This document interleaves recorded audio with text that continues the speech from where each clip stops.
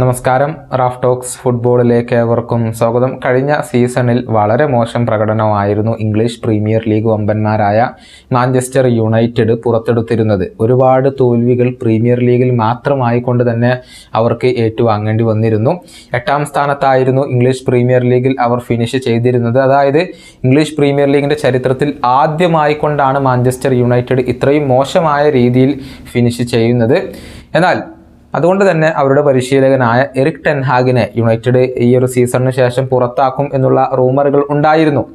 പക്ഷേ Erik ten ഹാഗിനെ വീണ്ടും നിലനിർത്താൻ മാഞ്ചസ്റ്റർ യുണൈറ്റഡ് ഇപ്പോൾ തീരുമാനിച്ചിട്ടുണ്ട്. ESPN അതുപോലെ തന്നെ ഡേവിഡ് ഓർണസ്റ്റൈനും ഒക്കെ ഇക്കാര്യം സ്ഥിരീകരിച്ചിട്ടുണ്ട്. അതായത് അടുത്ത സീസണിലും മാഞ്ചസ്റ്റർ യുണൈറ്റഡിൻ്റെ പരിശീലകനായിക്കൊണ്ട് എറിക് ടെൻ ഹാഗ് തന്നെയായിരിക്കും ഉണ്ടായിരിക്കുക.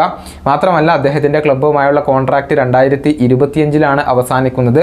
ഈ കരാർ പുതുക്കാൻ വേണ്ടിയുള്ള ശ്രമങ്ങൾ അതല്ലെങ്കിൽ ചർച്ചകൾ ഇപ്പോൾ ആരംഭിച്ചു കഴിഞ്ഞതായും ESPN കണ്ടെത്തിയിട്ടുണ്ട്.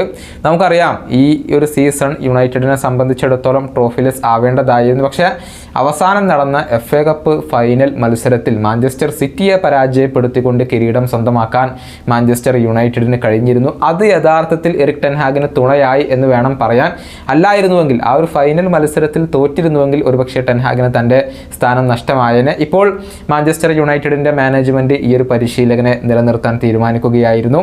ആദ്യ സീസണിൽ ക്ലബിനോടൊപ്പം മികച്ച രൂപത്തിൽ കളിക്കാൻ ടെൻ ഹാഗിനെ അല്ലെങ്കിൽ മുന്നോട്ട് കൊണ്ടുപോകാൻ ടെൻ ഹാഗിന് കഴിഞ്ഞിരുന്നു.